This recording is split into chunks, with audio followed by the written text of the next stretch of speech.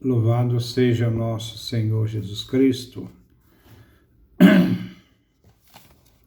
Nós vamos dar continuidade ao nosso terceiro abecedário espiritual de Francisco de Osuna.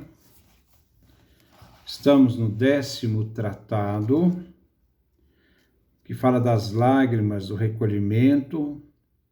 As lágrimas sejam a arma com que lutas pela graça. Nosso 32º encontro. Vamos fazer nossa leitura no capítulo 1.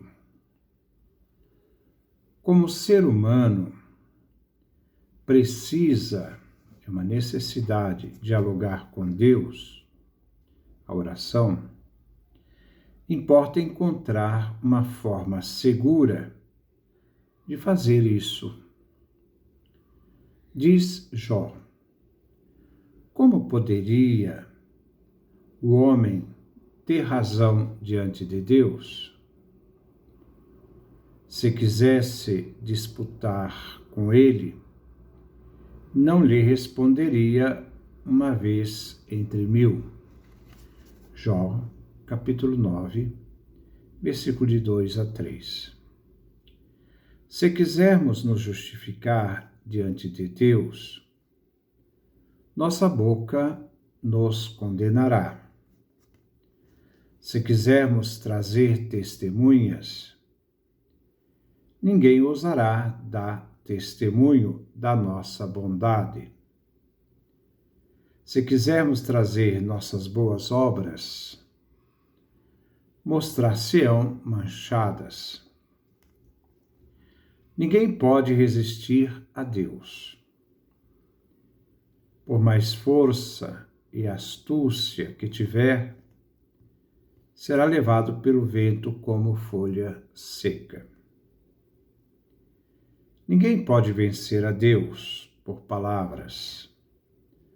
Por melhor que seja a nossa forma de falar, nossa retórica, ninguém pode se justificar diante de Deus, por mais santo que seja. De nada podes estar seguro, exceto do que dissemos no início deste tratado: que as tuas lágrimas sejam a arma com que lutas pela graça. Tudo que, por si só, nada vale diante de Deus, embebido em lágrimas, passa a valer muito. São Máximo, o confessor, diz que as lágrimas não exigem perdão, mas merecem o perdão. Não explicam a causa. As lágrimas não explicam a causa, mas alcançam misericórdia. As palavras muitas vezes não dizem tudo o que deve ser dito, mas as lágrimas conseguem expressar o que há no coração. São Jerônimo diz que as lágrimas não somente justificam, mas santificam. E São Gregório comenta que uma boa obra sem as lágrimas da oração é um sacrifício seco. As lágrimas são como arte e astúcia que roubam o coração de Deus. São como uma força que vence o Senhor. Ele mesmo diz que o reino dos céus é arrebatado à força e são os violentos que o conquistam. Mateus capítulo 11, versículo 12. E não se contradiz quando diz, em outra passagem, que o reino dos céus é dos que se fazem como crianças, pois os pequeninos também podem ter essa força que são as lágrimas.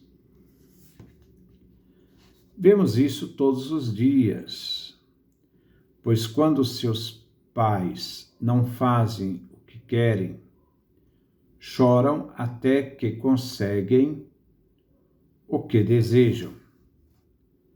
As lágrimas conseguem que seus pais os consolem com carícias e palavras doces, tal como diz o Senhor pelo profeta Isaías. Regozijai-vos com Jerusalém e encontrai aí a vossa alegria, vós todos que a amais. Com ela ficais cheios de alegria. Ela, no caso aqui, Jerusalém. Vós todos que estáis de luto,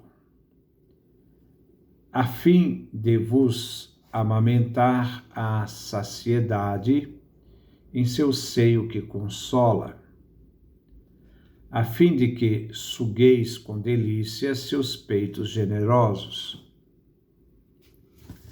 Pois eis o que diz o Senhor: vou fazer a paz correr para ela como um rio, e como uma torrente transbordante a opulência das nações. Seus filhinhos serão carregados ao colo e acariciados no regaço. Como a criança que a mãe consola, sereis consolados em Jerusalém. Com essa visão, vossos corações pulsarão de alegria e vossos membros se fortalecerão como plantas.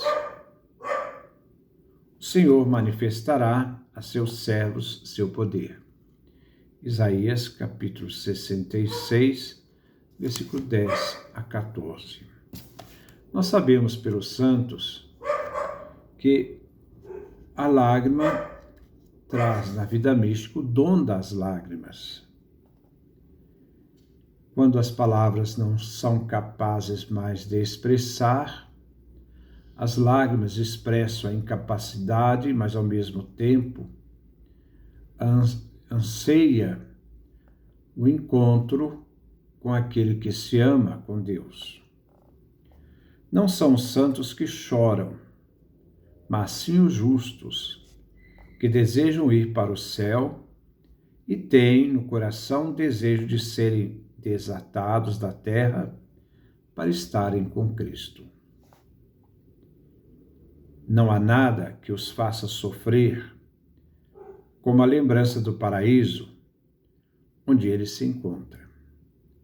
Mas o Senhor os consola, dando-os a saborear já aqui na terra algo do que encontrarão depois, no céu. A seguir falaremos de duas coisas: das lágrimas do recolhimento e da graça que se recebe. Assim como este exercício de recolhimento, aqui o capítulo 2, quão excelentes são as lágrimas do recolhimento. Assim como este exercício de recolhimento excede a outros em muitas coisas, também os excede nas lágrimas. Quando a pessoa devota recolhe os sentidos, o entendimento fica imerso na escuridão, pois nada chega ao entendimento sem passar antes pelos sentidos. Mas o bom Deus o ilumina para entender coisas mais elevadas e melhores. Consegue compreender aquilo que as palavras não podem expressar. A alma, a vida que experimentou essas grandes realidades, fica tão consolada e contente que tem grandes desejos de voltar sempre ao recolhimento. Os principiantes choram para se recolherem com Deus, pois Deus se lhes dá com mais intensidade, quando estão a sós. Procuram conseguir com as lágrimas o que não conseguem com as obras e importunam a Deus. Por que não te dás ao pobre? O céu e a terra estão cheios da vossa glória, e deixas meu coração vazio? Vestes os lírios, alimentas as aves, por que te esqueces de mim, que esqueço tudo por ti? Com essas palavras e outras semelhantes, choram também os que se afastam das preocupações do mundo e querem se recolher com Deus, na companhia de Deus. Buscam um lugar solitário, onde suas almas podem chorar pelo amado. Por isso, São Bernardo de Claraval clama dizendo: chore quem encontre tempo para chorar. Chore com piedade. Pense que,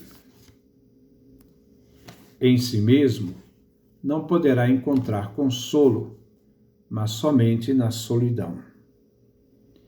Considere que no mundo só encontrará vaidade e aflição. Tenha presente que dentro de si, ao redor de si ou debaixo de si, não poderá encontrar algum alívio, mas somente acima de si. Chore sua dor e não tenha descanso seus olhos, pois as lágrimas purificarão a vista, para que possa ver com claridade a luz do alto. Muitas pessoas, através das lágrimas, encontraram riquezas no tesouro do recolhimento, estar a sós, naquele momento consigo mesmo, com Deus, nesse mundo que invade a vida das pessoas, onde as pessoas não encontram essa serenidade, essa capacidade de estar recolhidos para a sua oração, para o seu encontro, seu diálogo com o amado. As pessoas estão sendo atropeladas por tantas coisas, mas elas devem lembrar a importância do recolhimento, na tentativa de buscar essa integridade de si mesmo na sua relação com Deus, que é Deus que vai dirigir essa vida espiritual. Mesmo sem terem um mestre, o Espírito Santo conduz essas pessoas. Encontram o que buscam e ficam tão contentes que cessam as suas lágrimas. Acontecem com elas o que acontece com o céu, o qual, antes de chover, está carregado de nuvens escuras, mas depois que chove, fica claro e sereno. A serenidade, essa clareza que se tem diante desses momentos, em que você se coloca diante de Deus, inclusive com o dom das lágrimas. A tranquilidade e a quietude do recolhimento não podem ser alcançadas pelas próprias forças. Quem assim o tenta se afadiga e se entristece por não conseguir o que deseja. Mas se choram, o Senhor lhes dá essa graça e se enche de contentamento. É dom de Deus, porque é uma alegria muito superior à que existe aqui na terra. É incomparável a alegria que brota de uma vida espiritual da alegria deste mundo, que é vazia, a maioria das vezes vazia. Capítulo 3. Os que choram pelo esposo. Os que choram devido à ausência do esposo refletem aquilo que diz o Cântico dos Cânticos. Seus olhos são como pombas à beira dos regatos. banhando-se em leite, pousadas nas praias. Cântico capítulo 5, versículo 12. Os olhos das pombas estão cheios de lágrimas e não cessam de gemer de amor, pois não há ave tão amável como ela. Da mesma forma, os que estão abrasados pelo amor de Deus choram pela graça do Senhor. Por isso, irmão, se choras, irás mais rápido e diretamente a Deus, tal como diz Jeremias. Em lágrimas, hão de caminhar, procurando o Senhor, seu Deus. Eles se porão em procura de Sião, e para lá voltarão seus rostos. Vinde, unamo-nos ao Senhor por uma eterna aliança, que não será jamais esquecida. Jeremias capítulo 50, versículo 4 a 5. O caminho mais rápido e direto para Sião é o caminho do recolhimento. Por isso os principiantes se afastam das coisas mundanas e procuram um lugar solitário onde melhor podem chorar, procurando a união com Deus. Porventura podem estar tristes os companheiros do esposo, enquanto o esposo está com eles? Mateus capítulo 9, versículo 15. Quando o Senhor está presente espiritualmente na alma, cessam as lágrimas, mas permanece verdade se invertermos a frase. Não podem os companheiros do esposo deixar de chorar enquanto o esposo não estiver com eles.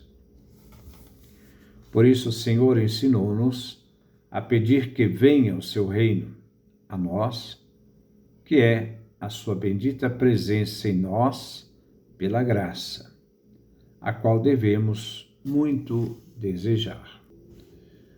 Que Deus nos dê a sua graça, a sua bênção, sua face resplandeça sobre nós.